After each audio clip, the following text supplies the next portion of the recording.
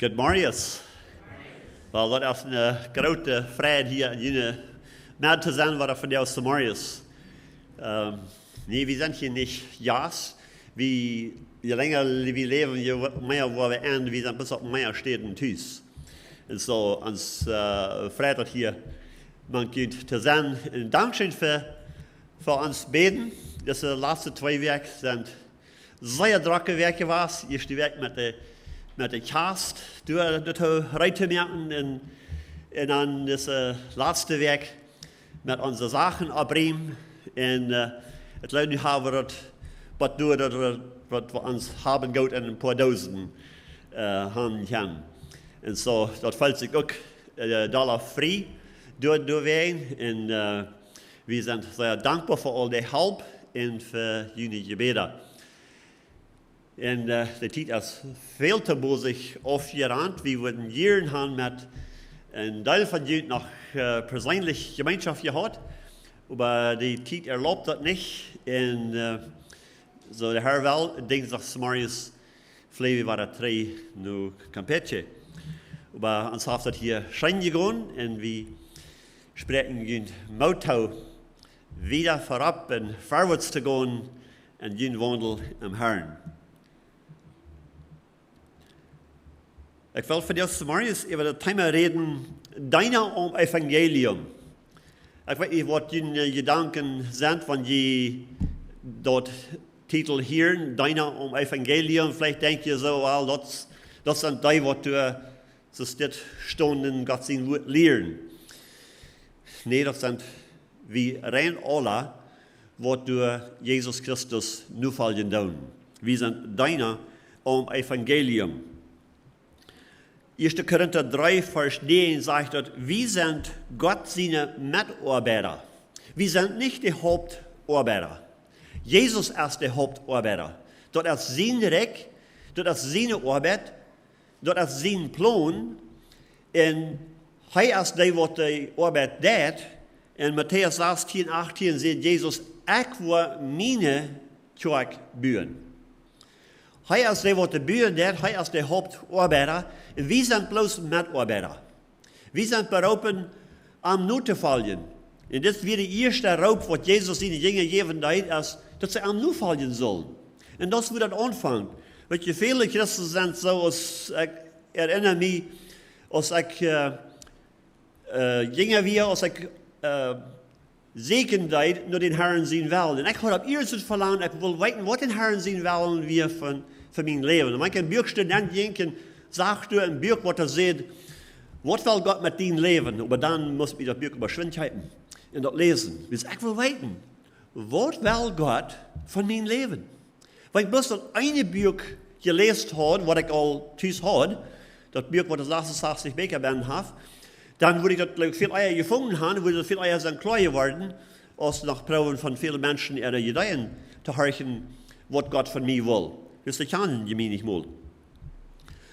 Aber Gott sei Dank, dort über die Zeit, habe ich mir das offenbart, was sein Willen und sein Plan für mein Leben ist. Wir wollen für das mal checken, wo fangen wir an? Wenn wir berufen sind, Mitarbeiter zu sein in Gottes Reich, und dort ist jeder einer mit angeschlossen, wer Jesus in Fall ist. Wo fangen wir an und wo fangen wir an, was Gott sein Willen und sein Plan für uns ist? Wo sollen wir mitarbeiten?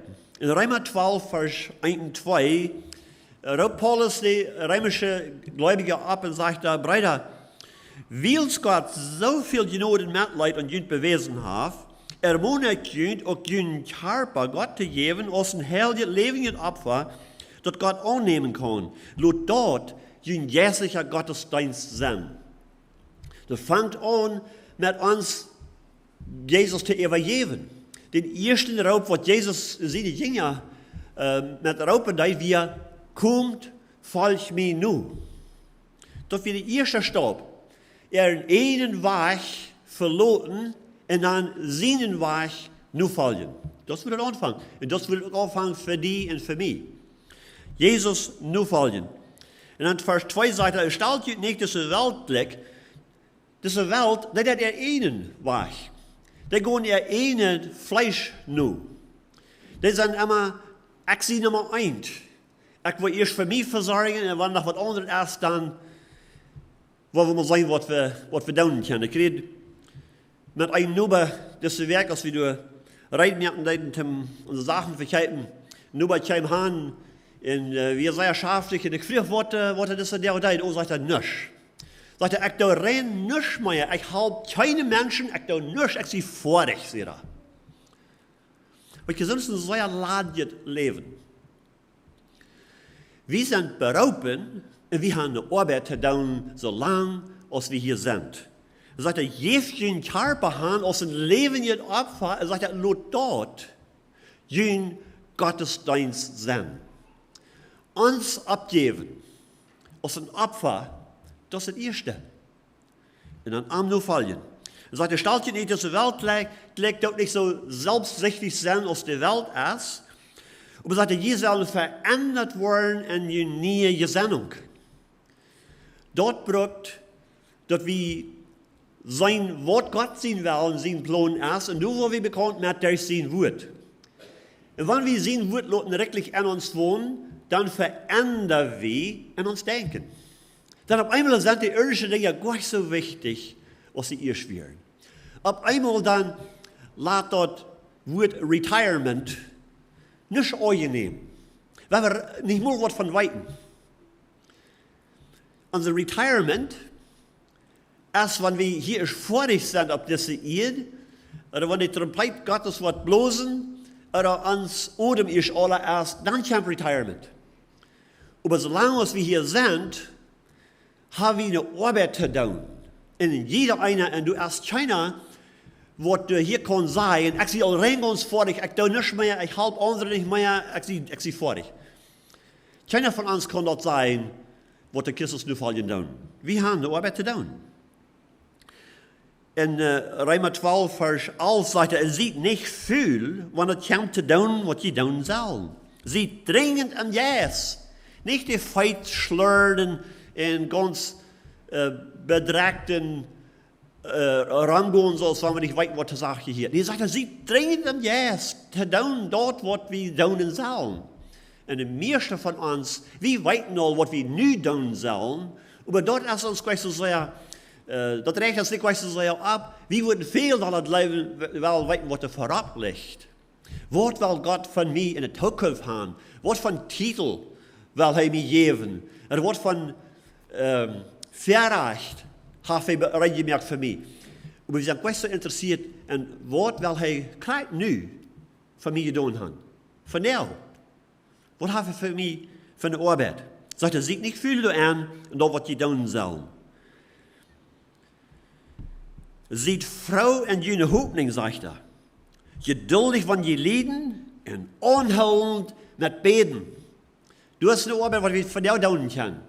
Weil du sagst, dass du staunen kannst, aber wenn du krank bist, und du die Körper nicht kann, dass du mal deitst, du kannst du wenigstens beten. Und beten ist eine große Arbeit, und das ist so eine schwere Arbeit, dass die meisten Christen in Nordamerika die Arbeit aus dem Stich gehen. Klar so, als wir hier in Kanada, viele wollen nicht die geringe Arbeiten tun, die schwere Arbeiten, wo sie Regen zu brücken machen und wo ihr Schweiz ran hat, und lieber wem die Leute vom Süden kommen, dass die Arbeit tun können, Krankenschaft in der Gemeinde auch.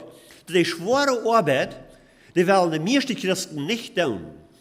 Die würden lieber so tun, was du von allen Menschen angesehen hast, und was du vielleicht am Regen geklappert kriegst dafür, oder so ein Ding als dort. Die würden viel lieber tun. Das ist einer, zu mir jetzt gesagt, er dasheren. Aber er sagt, er hat etwas, wo er mit der Golf Master kann. Und so gleich wie zu leben, nicht?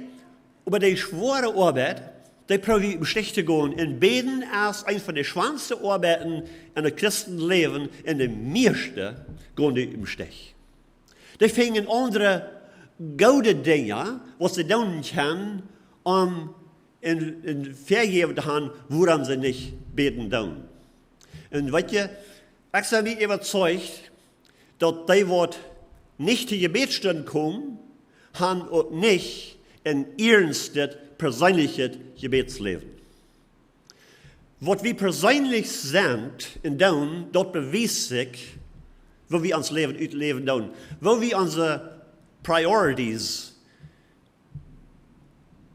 utleben tun, was wirklich wichtig ist an uns Leben, was persönlich ist, so beweist sich, so wie wir an uns Leben utleben tun. Er sagte, wir sollen dringend am Jes sein und anholen im Gebet.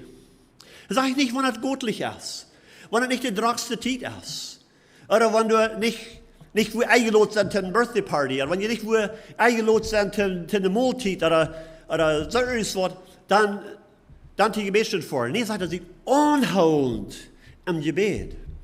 So wenn die Freunde phone und sagen, sorry, den überpasst mir das nicht, wir haben Gebetsstunde.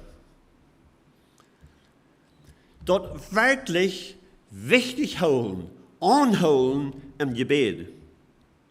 Wo ist das ganze Ziel von das? Und das Problem ist, dass wir verlieren das Ziel. Das gerade das Ziel, was für uns Leben bestimmt ist. Und dort ist, Jesus will all die, die verloren sind, segnen und raten. Und was je heute ist nicht mehr in den physischen Körper hier auf Erde, als er dann wie es seine Jünger leiden deed. Nu wohnt er in unserem Körper. Unser Körper ist der Tempel von den Heiligen Jesus und er ist mit uns und er wohnt in uns und er arbeitet seine Arbeit durch uns. Und oftmals leben wir seine Arbeit holen, indem wir nicht tun, was wir weiten, was zur Sache gehört, was wir tun sollen. Wir sind gleich dringend am Jesus, wir sind gleich anholend.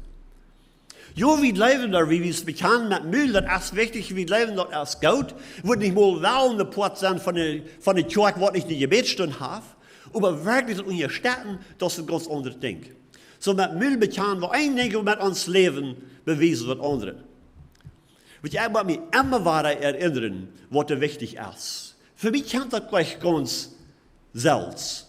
Josef von selbst. Nee, ich muss immer wieder mich erinnern, was ist das Wichtigste? Zu was bin ich berufen? Was ist die Arbeit, was Gott für mich hat? Weil wenn ich nicht weiß, was Gott morgen für mich hat, aber von dir, hier habe ich all eine klare Wort, was ich tun soll. Dringend im Yes sein. Nicht rum den Kopf aufhängen und meine Feite lang schlafen und mal sehen, was ich noch geben wird. Nee, unholend im Gebet, dringend im Yes. Vorwärts arbeiten. Nu, 1. Timotheus 2, Vers 1, der Feuer, sagte, wo wir beten sollen. Und das hier ist ein Problem, dass wir beten, wenn wir persönliche Bedürfnisse haben, dann beten wir. Aber wir sind befohlen, dass wir sollen beten für andere Menschen.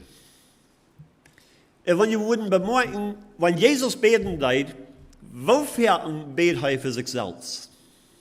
Und wenn er deed, dass wir bloß andere dort können ausführen, was den Vater sein Plan wir für die Welt. Für sich selbst, für seine eigenen Bedürfnisse, wie er so besorgt. Er sagt, der Vogel, der Nase, der Vogel hat er gemerkt. Er sagt, der Nase. Der Fuchs sagt, der hat er gemerkt, der hat Lacher. Und sagt, ich habe nicht einen Platz, wo ich meinen Kopf anlegen kann.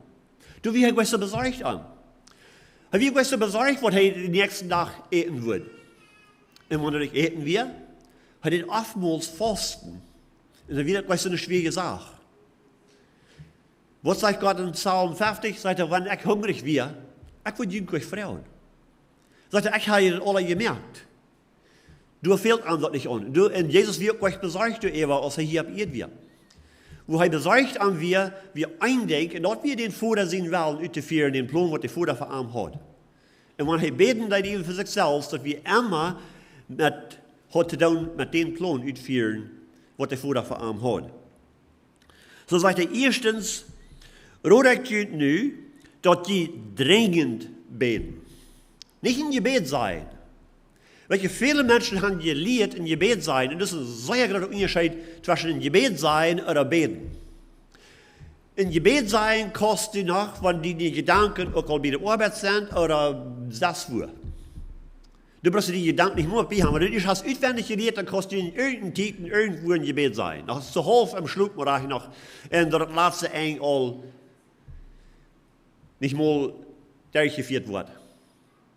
Aber beten, dort braucht Jesus Kraft. Dringend im Yes. In gerechten Mann sein Gebet als kraftvoll, wenn er ernst ist. Nicht, wenn er schmeckt mit der rechten Wied Nummer ihm geredet wird. Nee, wenn er ernst ist, wenn er vom Herzen kommt, wenn er von einem dringenden Yes kommt, dann ist das kraftvoll. Sagt Gott, sie wird uns. So sagt, wir sollen dringend beten, und sagt er, betet für andere, und dankt für alle Menschen. Nicht bloß für die, was unsere nächsten Freunde sind, sagt er, die dankt für alle Menschen. Für die auch, was durch ein Stachel unter ihren Hüt sind.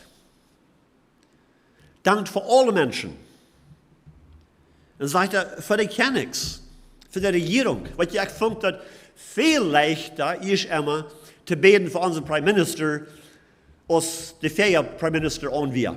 Ich fand es viel leichter für den zu danken und für den zu beten, als für den, was für den auch ist. Und natürlich kann ich verstehen, warum, ne? Aber er sagt, wir sollen für die beten. Die sind bedürftig, die haben eine Verantwortung, und Gott will die auch brauchen für einen Zweck, und sagt, er bet für die, was die in Autorität sind.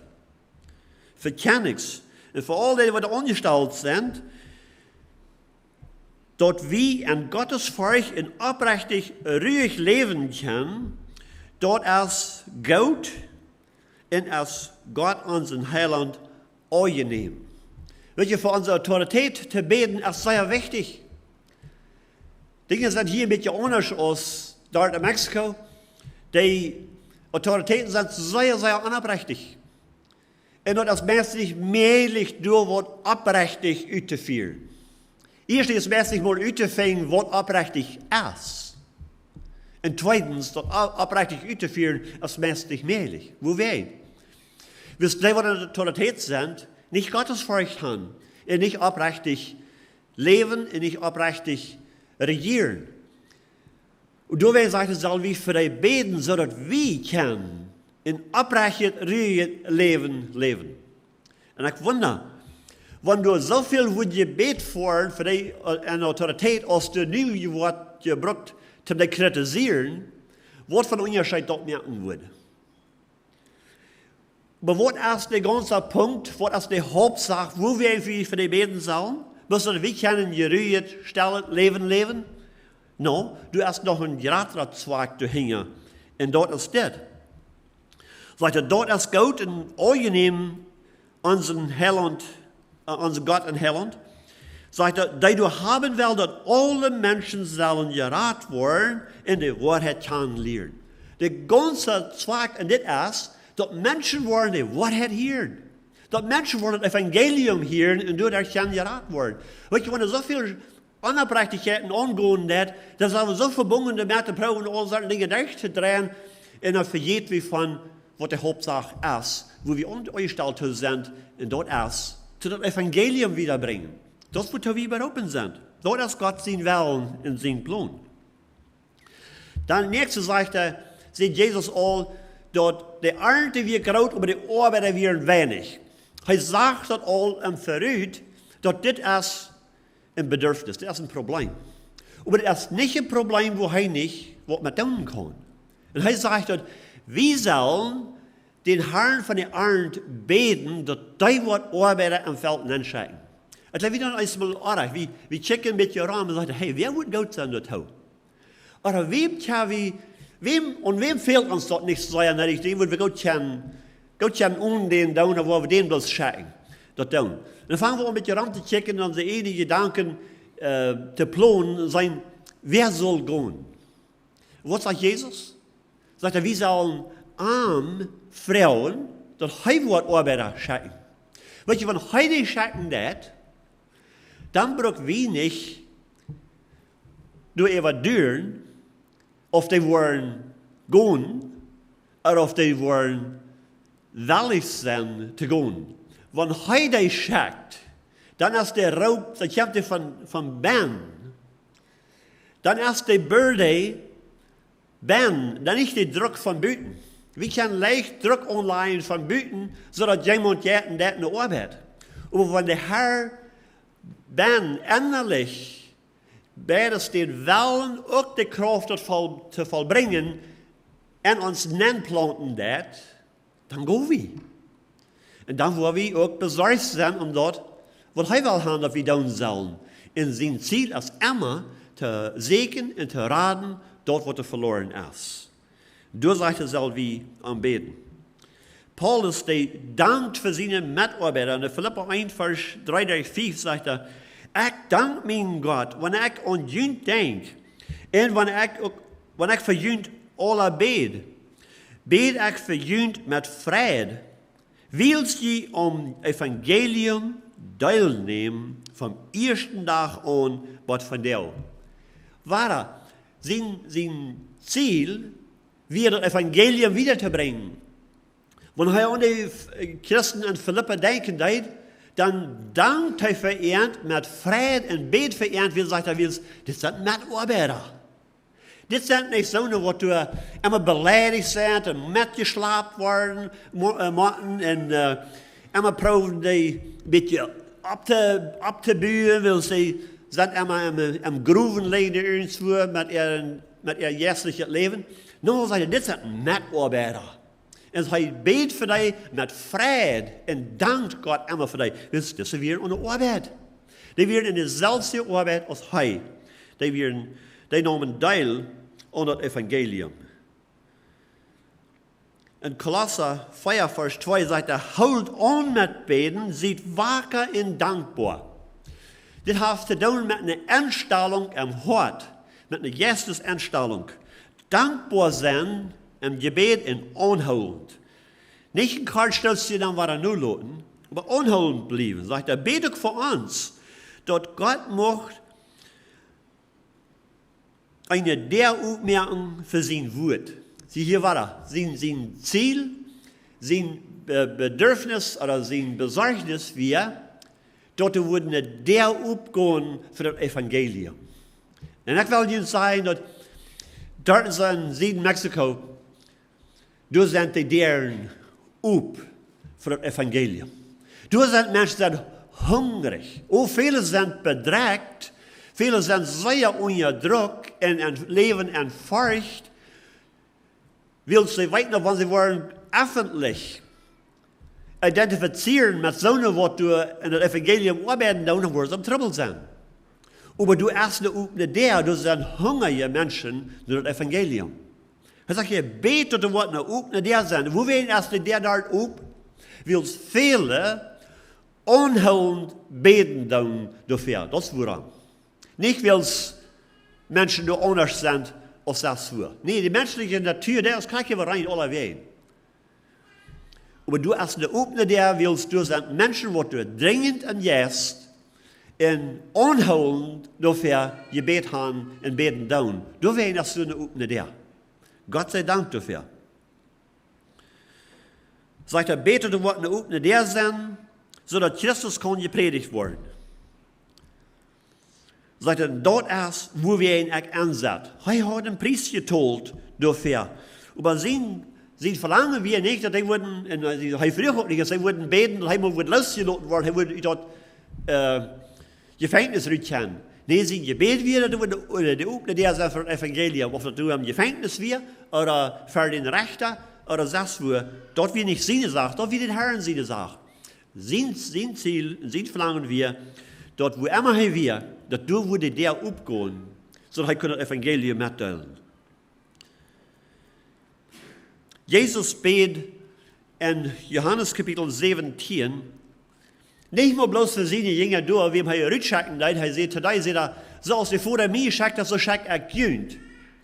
Aber er betet nicht bloß für dich. In Johannes 17, Vers 20 sagt er, ich frage nicht nur bloß für diese, aber auch für die, die durch Wort an mich leben wollen. Jesus betet all für die und mich, weil durch die Dinge, ihr Wort, was die gepredigt haben, erst von Generation zu Generation wieder gepredigt worden, viele haben mit ihr Leben geteilt und die Botschaft wiederbringen, zum treu sein, zu diesem Raub, und nu ist er bei uns gekommen. Und wir nehmen das nicht ernst genug. Wir sind gleich dringend und unholend im Gebet. Wir haben so viel andere Dinge, die uns wichtig sind, die unsere Zeit abfallen tun. Das sind gleich unbedingt schlechte Dinge sind, aber das sind wirkende, gute Dinge, die uns treffen von das Beste. Und so den Fieder zu kriegen, dann oft worden, als was die treffen, nicht so lange, als du nicht dringend am Gebet, dringend am Jesus beten lässt, dann ist sein Recht gleich beschädigt. Dann bleibt sein Recht noch stehen. Aber wenn Christen erst dringend am Jesus ernstlich und unholend beten, dann fällt das Recht von der Distanz. Dann wird das rückgedreven. Und du schafft der Feind immer weiter mit. Und die bleibt unholend. Die jaft nicht nur. In Epheser 6, Vers 18 sagt er, blieb wacker und geeft nicht nur mit beten. Bet für alle, die zu Gott sein Volk gehören. Bet auch für mich, dass ich mag Beruf genug sein, das Geheimnis im Evangelium so zu predigen, als ich das gehört. Sei was sein Hort voll von ist und immer, ich kann nicht nur wem er geschrieben hat, mit wem er reden hat, das ist, wo sein Hort voll von ist. Den Raub, den der Herr Jesus angegeben hat, von dort verlor er das Ziel nicht. So bleibt er immer weiter. Dat hij immer weiter betonen. Wozu ich geschickt sie. Dat wie am ganz klar, was sein Raub wir. Das Evangelium wiederzubringen, das ist unser Raub auch. Aus der Gemeinde und aus Einzelnen. Wie unsere Arbeit, da sind Plätze und da sind Menschen, die dann kommen wollen hier in das Gebiet ankommen. Aber du hast die Gelegenheit, in den sein Haus zu kommen, weil die haben auf einmal ein Problem mit sein Haus. Weil die eine Arbeit getan haben an den sein Haus. Oder auf den sein Hof. Oder was immer das mag sein. Und dann habt ihr die Gelegenheit, in den sein Haus zu kommen. Oder auf den sein Hof zu kommen. Und du kannst Jesus Christus sein Evangelium durchstellen. Auf verschiedene Wege. Kolosser 1, Vers 24 sagt er, ich freue mich an dort, wo ich für Jünd liegen darf, so an meinen Körper vorrichtig zu merken, was an den Leiden von Christus für seine Gemeinde noch fehlt. Der Gemeinde ist sein Körper. Das hört sich hier mehr so, als wenn Christus das nicht hat vorrichtig gemerkt mit dem Leiden. Als wenn er noch irgendwas fehlen hat. Nee. Dort, wo er vorher anvertraut hat, das hat er rein ganz vorrichtig gemerkt. Und Johannes 14, oder 17, Vers 4 sagt er, Vater, ich habe die Arbeit vorher gemerkt, was du mir hast gegeben zu tun. So, du fehlt das nicht an. Aber hier sagt er, und Christus den Körper, du erst noch leiden, was du bedürftig ist.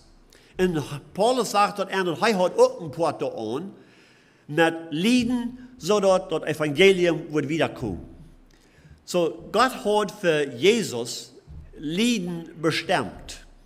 Und dort nahm er alle, er hat nichts von dort aufschieben. Er sagt, Vater, wann dort möglich ist, dass ich das Küffel, das Leiden nicht trinken, dann nimm das von mir, aber nicht mein Willen. Dein Willen soll getan werden. Und er trank das aus. Aber für die und mich ist auch ein Küffel gegeben. Was ist denn das Küffel? Dort wird Gott die Wiesen, und Gott wird die Genug geben, dort zu trinken. So als das kommt. Aber für die und mich ist auch Leiden bestimmt. Leiden für das Evangelium. Was ihr dort am sehen, da sind Menschen, die leiden für das Evangelium. Weil sie haben einen klaren Stand angenommen im Glauben und Jesus Christus und Jesus mit Müll bekannt als ihr Herr in Heiland, sind sie nicht mehr willkommen in ihrer Kolonie. Das sind, was ihr sagt, die sollen hier wegtragen. Die sind nicht mehr willkommen mit ihrer Familie, wenn man ihre Familie kommen dann. Die tollen in Preis. Und weet je, als het een zeer grote vrede te zijn van die wat dat lijden met vrede aannemen dan. Weet je, God zegent die met verhältnissen wat er veel dichter en veel zeker zijn als ihre familie oder ihre kolonieverhältnis jemals geweest zijn. En die zijn vrouw. En die nemen dat lijden met vrede aan en danken God dafür. Jemand vroeg die, als ze ook, in de liederen, ze ook worden uit de kolonie uitdraaien. Nee, zeiden ze. Dan is het geen licht meer. Dan is het hier voor de dienst en dan slopen die mensen wat aan. En die zijn wellig. Want die eerlijk gingen dan, ik kan de schuld zeggen. Wat worden ze dan? Ik weet niet. Het lijkt mij dat ze een antwoord hebben. En op verschillende wijzen lijden die en die nemen dat met vrede aan. Maar niet bloos door. In vele steden in de wereld, want je worden een beetje naar die christelijke nieuwigheden harken van jou. Du hast bloos großartige Verfallung in vele steden in de wereld van jou. Zeer veel tol met je leven. Zeer veel, wo einer oder der andere von der Familie am Gefängnis ist, in der Familie das lijden dadurch. Meistens, wo der Mann am Gefängnis ist, nicht für seine Familie versorgen kann und beschützen kann. Und die lijden dadurch. Sehr viel lijden für das Evangelium. Wir sind hier so beschützt, und wir glauben aber, das ist ein gutes Ding.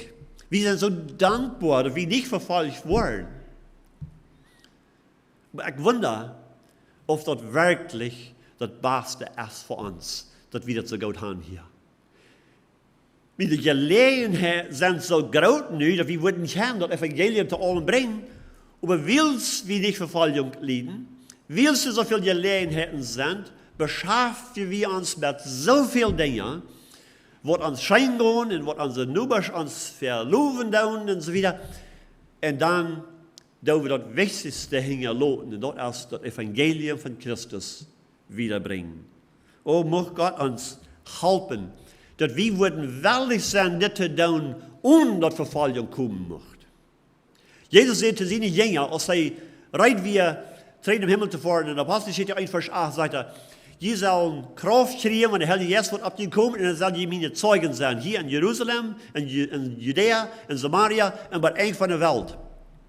Vor der Lothar kam der Heilige Geist auf ihren drauf, sie kriegen Kraft, sie werden Frauen mutig, sie prägen das Evangelium, am ersten Tag 3000 bekehrten sich, und das vermehrt sich bloß sehr bosig, und das ging so schön.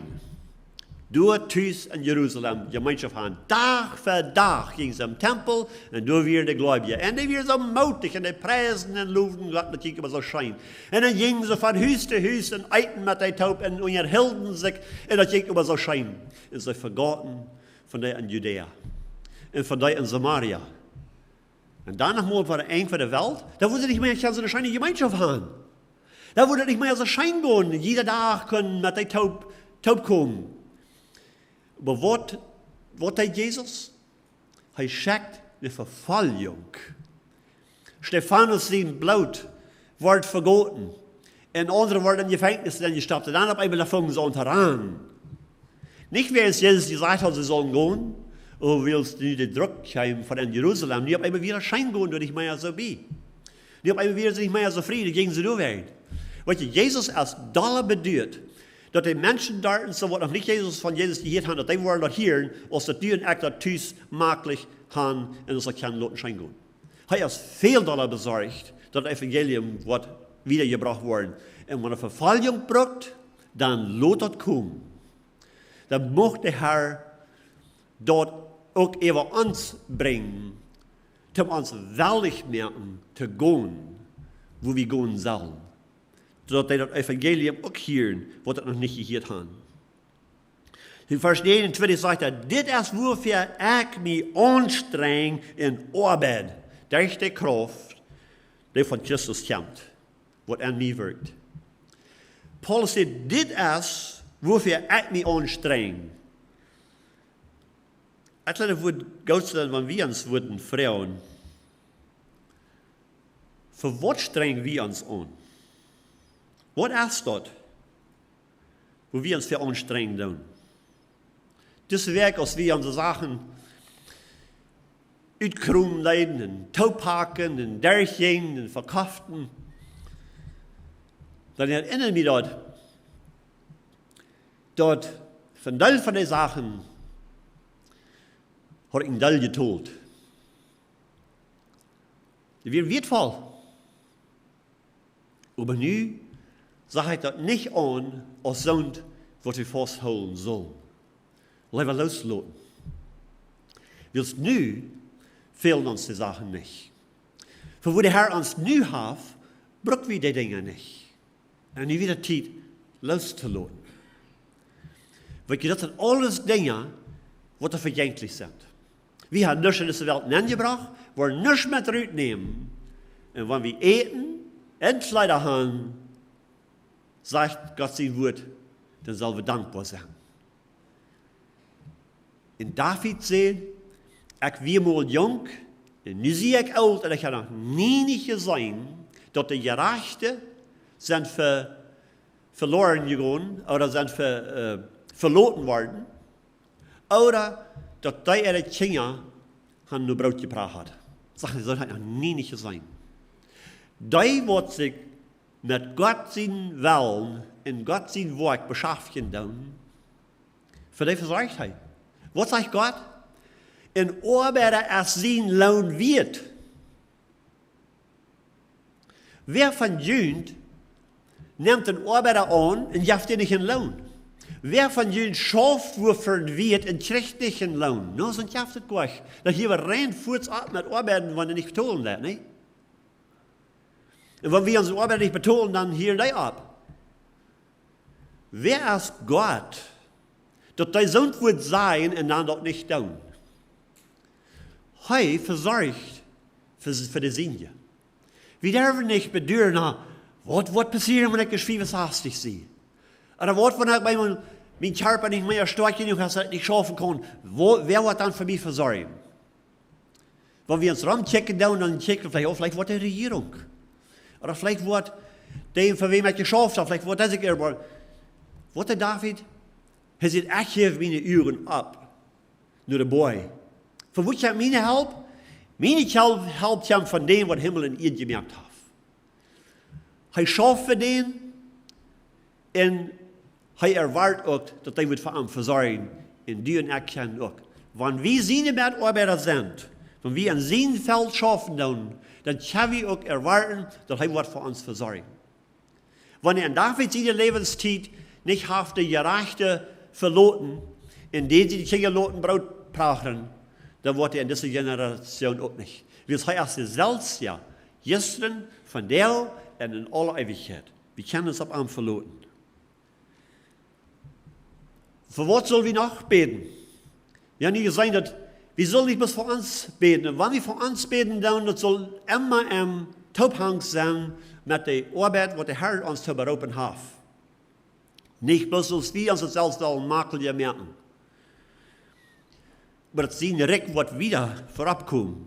Und er sagte in Hebräer 13, Vers 3, denkt an die Festgenommene, so als wenn je auch entschieden werden. Denkt an die misshandelt wurden, so als wenn je selbst zu leiden hatten. Mit die identifizieren, was ein anderer Part von der Welt leiden tun für das Evangelium. Für die beten. Mit die identifizieren. Weet je, wanneer voor onze familie weer, wanneer een van onze kinderen weer, oder een van onze grootkinderen weer, oder een van onze geschwister weer, oder een oudere weer, da moeten we zeer bezorgd zijn. Da moeten we de gebedsstunde komen en dan moeten we zeggen, oh, bitte bet voor mijn familie. Bet voor mijn broeder, bet voor mijn zoon, bet voor mijn dochter. Die zijn daar in Jan Land en die worden vervolgd, die zitten in gevangenis. Bitte doet beten voor die. Maar nu zijn dat zo wat we gaan doen. Uns geht das wenig an. In Wirklichkeit, wir geben wenig Raum. Was sagt er? Denkt an die Festgenommene. Steht an für die so, als wenn die selbst mit die Taub festgenommen werden. Zoals wat je zelfs ook lijden doen. Ik heb mij eenmaal gezegd, hoeveel wordt wie dat niet schatzen, wat wie aan den toestand weer, en wie wissen, daar in Canada, du hast een groep Gläubige, die nemen dat Christenleven ernst. Die zijn dringend om juist onhuld om gebed, en die beden voor ons. Würden wir das nicht sehr, sehr viel wertschätzen? Wir würden. Und krijg zo dan andere wat er lieden doen voor het Evangelium. Meer en meer landen merken de deren toe voor het Evangelium. In India zijn in de laatste tijden zeer veel missionaren uitgeschickt uit het land, oder op ihre zwarte list abgedaan dat er niet meer kan im Land aankomen. In China sind sehr, sehr viele Verfolgungen, wo die Christen kommen worden vernichtet. Und wo die in Kriegsabstellen ist, wo ein Gebiet wird draufgenommen, da sind sie im Trouble dafür. In China, eine gewisse Jahre soll sind nicht mal erlaubt, zum Gottesdienst zu kommen. Die leiden. Und wenn sie in China von dem Evangelium vertalen, dann sind sie im Trouble. Von wo haben die das her? Von ihren Eltern. Und die haben nicht die Freiheit, die Kinder dort anzuprägen. Sehr, sehr viele Länder von der wurden die Christen sehr verfolgt. So wie geworden, da will es bemerken, wie viele von uns dann die Neuigkeiten beobachten, was in uns Land angehen wird. Was hier in unserer Provinz angehen wird. Vielleicht in der Regierung, oder in den Geschäften, oder wie viele Accidents da sind, oder verschiedene Dinge, was für Trouble da angereiht wird. Das werden wir alle weit nicht. Dann auf einen Tag nach der Neuigkeiten horchen sein, was alles was vorbei ist angegangen den Tag. Und dann gehen wir mit einem bedreckten Hort schlupen. Aber wie viele von uns dann nur forschen und sagen, hey, wo geht meine Brüder und Schwestern in Ägypten dort? Hey, was geht an in Ägypten? That will be open doors at a website, dann gehen und check mal, was angehen wird. Die doen sehr viel unsicher, was an verschiedenen Plätzen in der Welt vergehen wird, und dann tun sie die Probe zu halten. Und sie erwähnen natürlich, dass wir beten können für die. Dus dat wij kunnen uitvinden wat onze broeders en zusters en zes van de wereld lijden doen, zodat we ook kunnen metlijden met die. En een dringend en juist en onhold en gebed voor die aanstaan. Door eerst een arbeid voor ons te doen. Door als China hier, wat aan die arbeid niet kan deelnemen. Wat ik eerst zei, krijg zo als ze voor die geringe arbeiden hier im Land laten Menschen von anderen Ländern ankommen zu tun. Wie wollen die nicht tun? Für so ein Billardland werden wir nicht schaffen, und so schwer werden wir gleich schaffen. Kriegst du da wie auch in der Trick Gottes. Das schwerste Arbeit im Gebet, dringend im Jes und Unhold im Gebet, das ist so eine schwere Arbeit, das sind sehr wenig, was die willig sind, die Arbeit zu tun. Das ist zu gering. Was hat dafür? Ich sage den Unterschied gleich. Ich gehe gleich den Bereich, was der Trick kommen wird. Was für Unterschiede gemerkt habe. Und so dann lassen wir dort gesetzt werden. Jesus bet für uns all dann weit im Verrüt. Und er bet auch für uns, krieg du zu der rechten Hand Gottes. Er steht da an für uns. Wenn der Öse willig ist, rüttestoppen von seinen Enet, makeliert, Leben, was ich eingestellt habe, in seinen Weg zu gehen, für den steht er an. Und bet für den. Nicht mehr was dort, der Heilige Geist, der bet für uns.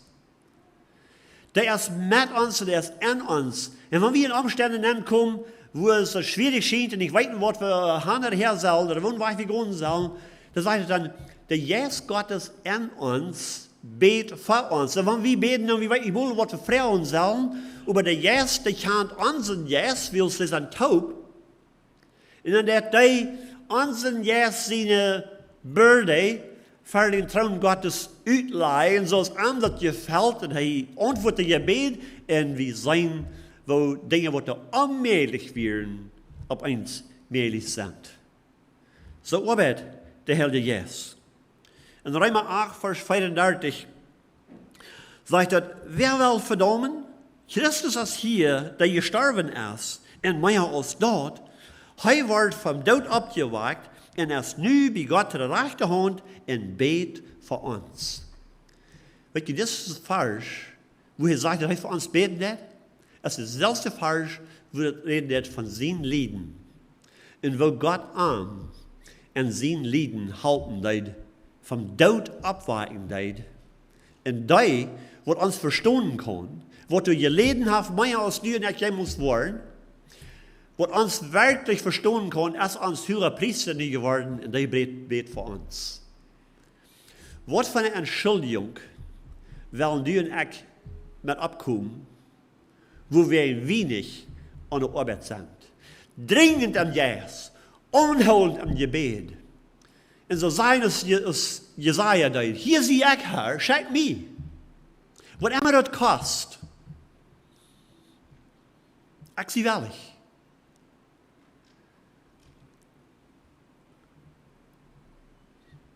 Beten is arbeid.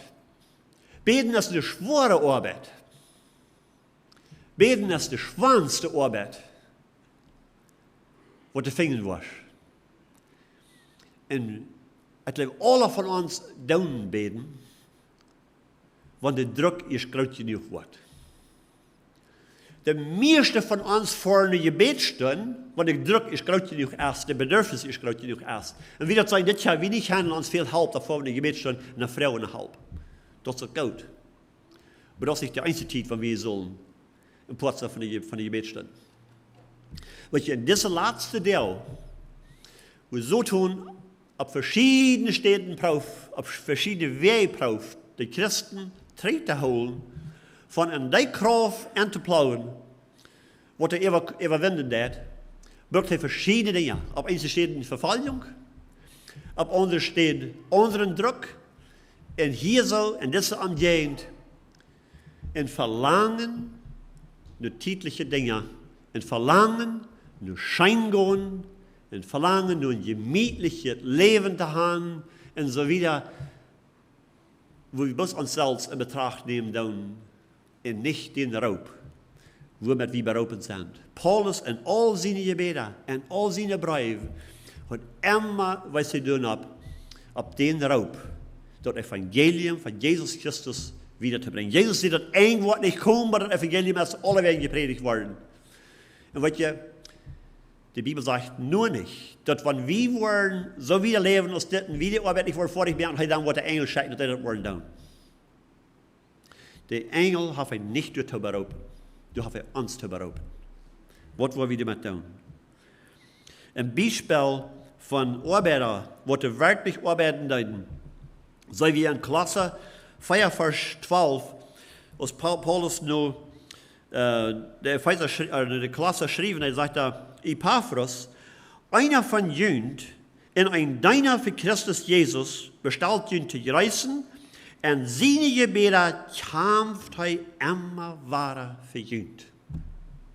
Hij kämpft, hij arbeidt schwor im gebed voor jullie. In Galater 4:19 zegt Paulus, lieve kinderen, ik ga nog eenmaal durch Geburtsweien, om jullie wat door te brengen, dat Christus ware in jullie leven te zijn is. Wenn je als de helft van ons hier weten wat dat meint, durch Geburtsweideel gaan. Paulus vergelijkt dat met zijn streven, met zijn arbeid voor Christus. De Christen te helpen, voorwaarts te komen. Jacobus 5:16. Dat gebed van een gerechten kan veel uitrichten, wanneer het ernst is. We weten of het ernst is? Wanneer het van een dringende geest komt en wanneer het onhoudend is. Wanneer het onhoudend is in gebed. Jesus brachte Beispiele, das ist in Lukas Kapitel 15, von dieser Früh, wo du das in Rechte kam. Immer wahrer und immer wahrer und immer wahrer. Das ist der einzige Stelle, wo ich weiß, wo Jesus den Inhalt von der Gleichnis gab. Er hat das Gleichnis gegeben. Er sagt, dit Gleichnis gab Jesus, um uns zu lehren, dass wir sollen immer onhold bleiben im Gebet. Und dann vertelde er die Geschichte. Für diese Früh, wo du den Rechter ging. Und schließlich der Rechter, die waren mei davon, und sie sagten, ich wollte was mal geben, was ich will, so sagen die uns mal los. Dann sagt er, horch mal, was ein euer Rechter tät. Der jaft mir die Zeit noch ab. Und jaft er, was er will. Ich will sagen, Gott ist richtig ist oder abrechtig ist. Sagt er, wofür mehr, was jün himmlischer Vater, die belohnt, was er Tag und Nacht am Anropen down. Und der Herr roept uns von der an. En de Arbeit te gaan, te beten. Dringend en juist en aanhoudend. Wat Jesus Vater kent, wat hij alle geheerd heeft. Laten we beten. Herr Gott, ik dank dir für dein Wort. Ik dank dir für den Raub, was du für uns hast. Erstlich hast du uns geroepen, dass wir sollen selig werden. Dass wir sollen die Gold annehmen, wo du gestorben bist, uns die zu geben. Um das möglich zu machen, dass wir können gerat werden. Und dankzij Herr für was du getan hast in ons Leben. Und dass du uns dort gerat hast, dass wir sollen gute Werke tun. Oh Gott, wir sind aber so verdreht, so fertig. Wir wollen gute Werke tun, omdat wir angenehm worden bei dir. Das ist nicht, was dein Wort lehrt. Das ist nicht nur die Wahrheit nur. Du hast uns angenommen. Du nimmst uns an, wenn wir nur die kommen. Aber berufen hast du uns, omdat wir sollen, wenn wir gerat sind, gute Werke tun. In diese gute Werke hat alles zu tun mit das Evangelium von Jesus Christus wiederbringen, sodass alle das wollen hier. Herr, ich bete für diese Gemeinde gleich hier.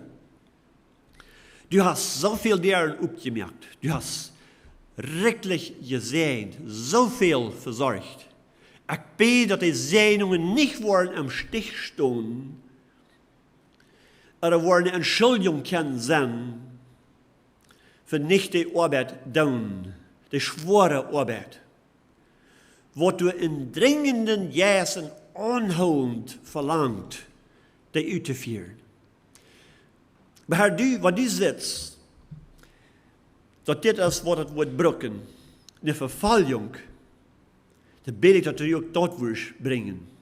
Was immer dort brückt, uns bei dort zu kriegen, wie willig sind zu gehen, zu erfüllen, wozu du uns gerat hast und wozu du uns berufen hast, sodass die anderen, was du noch im Diensten verbiestert sind, und nicht weten, wo die gerat worden, dort auch worden hören können, und auch worden die Gelegenheit haben, gerat zu werden.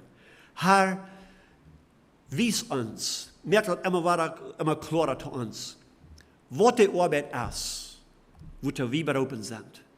Und muss wir willig sein, nu, dort zu tun, was wir kennen, was wir all weiten.